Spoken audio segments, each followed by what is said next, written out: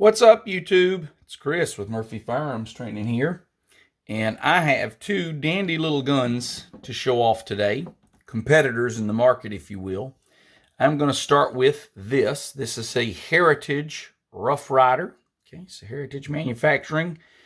This is a little older Heritage. I've had it for quite a while. And then this, a Ruger Wrangler. This is a Ruger Wrangler. Now, I want to just kind of talk about the similarities and the differences and kind of what you get for your money. So first of all, the Heritage revolver, if you get this just in 22 long rifle, these typically run about $150. You can find these street price about $150. And then the Ruger Wranglers, these tend to run like $200 or a little more. And so they're a little higher. And so let's talk about what you get for your money. First of all, they're both single action 22s. This is actually the one that has the conversion cylinder for 22 Magnum, but I don't have it out today. Let's talk about a few things. First of all, the Heritage is the only revolver I've ever dealt with that has a flip safety. Okay, so this one actually has a flip safety.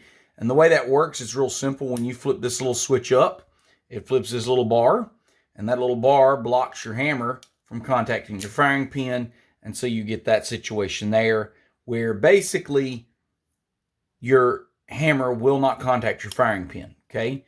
And that is a very cheap way to allow you to carry this gun with a fully loaded cylinder, okay? And it does say in the owner's manual, if the safety's off, that the cylinder under the hammer should be empty, okay? So anyway, it does have the half cock notch, right? It's a Colt style single action where you put it at half cock to load it. You got your ejector rod, all that fun stuff. This is my second Heritage. My first actually had a cast hammer. The new ones have a forged hammer. It's a little nicer hammer. It's a little nicer back here. Definitely a little nicer gun than what they used to make. But, I mean, it's a cheap gun. Fixed sights. Like I said, the safety's kind of weird. The nice thing about the safety is you can dry fire this. And so if you dry fire this, as long as you got your safety on, you're not hitting your firing pin.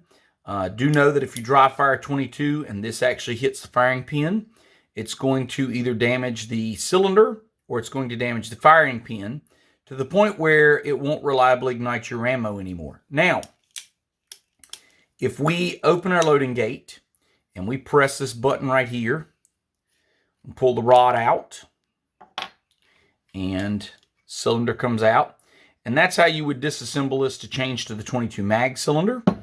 It's how you would clean your cylinder, and it's a great way to get in here and clean your barrel with the cylinder out of the way. Clean all these recesses back here. Clean all these recesses back here and in here where your cylinder goes. You put that back in. You put your pin back in again. To put your pin in, you're going to press that button. Okay, that's your pin release. You wiggle it around until it lines up. Voila, she's back together. And if you're at half cock, it should spin freely. Okay, let that down. That's the Heritage. It's a fairly accurate gun. It's fun to shoot. Not a bad trigger. Going to do a trigger pull in just a minute. On to the Ruger. Ruger does not have a half cock. You can try all day long. This is not going to catch in a notch. Ruger doesn't use a half cock.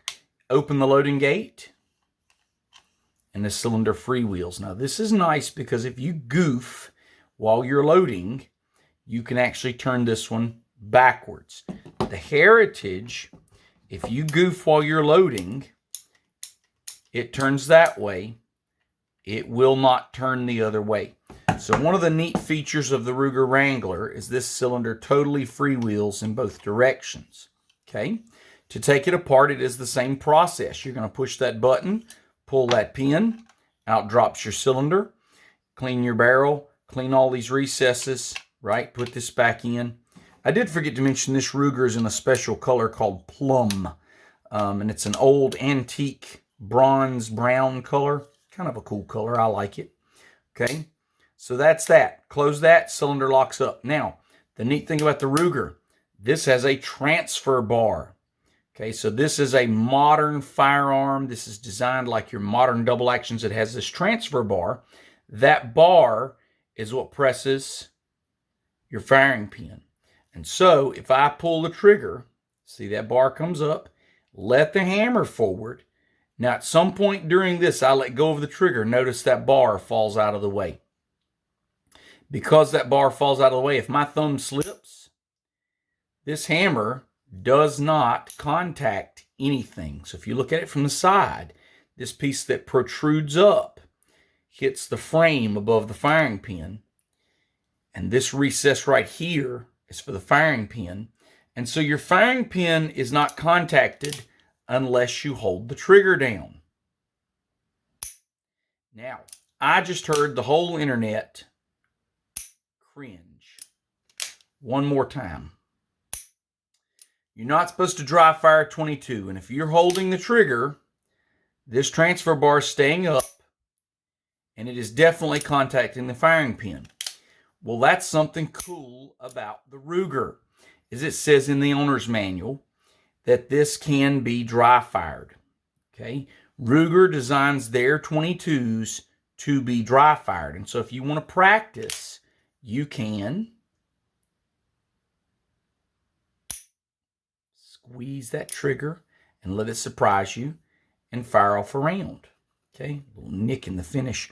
And I think that is from the factory. Like I said, they're kind of cheap guns. You can see I don't know if you can see that really well or not. There's a spot in the finish here.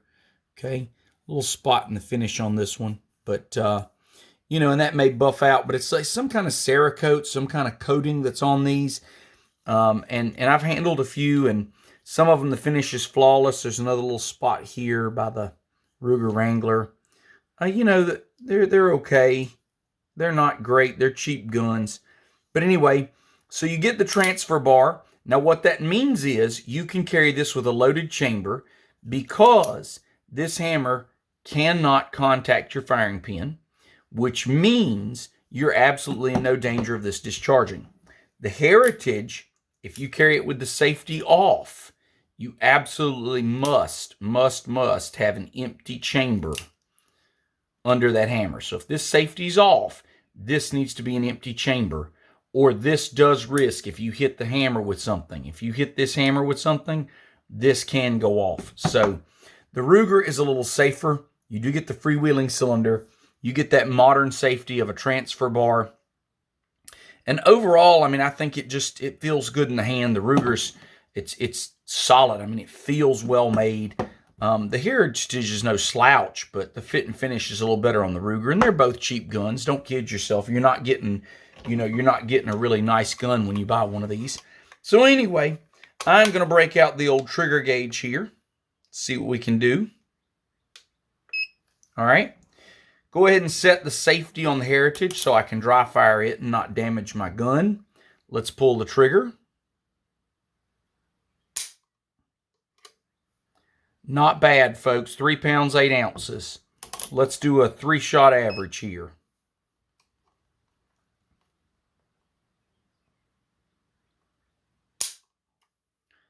Three pounds, 11.8. I'll call that 312. And one more just for fun. 3 pounds, 9 ounces. Y'all, that ain't bad for a cheap gun. Let's pull up the old Ruger. Now, mind you, that Heritage has been shot a lot. This Ruger has not been fired at all. So that may make a difference. Wow, that definitely makes a difference. 5 pounds, 3 ounces for the first trigger pull on the Ruger.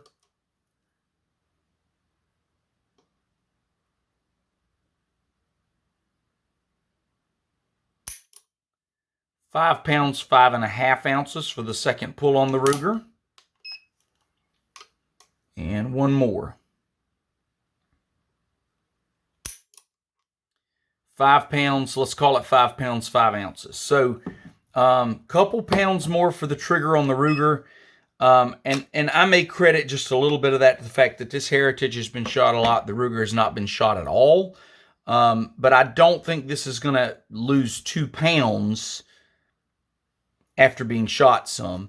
But this is a very good smooth trigger, and the triggers do break in as you shoot them. So, I mean, if you have a trigger you're not in love with, shoot it. It will get smoother. So anyway, that's really the difference. Of course, this comes in a blued finish. These tend to come in like some of these Cerakote finishes, available in all sorts of colors. Of course, these guys are available in all sorts of colors now as well. This has wood grips. This has a synthetic grip. You know, whether you like the synthetic grip or the wood grip or not, that's up to you. But here the two guns are side by side. You know, they're both decent little single actions. They're both a lot of fun to play with. You can't go wrong with either one. If you're going to carry a little 22 in like a leather holster, especially if it's like a cowboy rig, and you're going to carry that around for like, you know, groundhogs and snakes and things like that, which is what a lot of people buy these Heritages for, I would buy the Ruger, simply because I have tried to shoot this gun with the safety on, pull a hammer back, pull the trigger, nothing happens, and then say, oh crap, I got to flip the safety off, okay? So, whereas with the Ruger, you can safely carry it chambered, pull it back, fire it, boom, you're good to go. So anyway, two cool guns. The other thing I did want to mention is the triggers. This is kind of a rough trigger.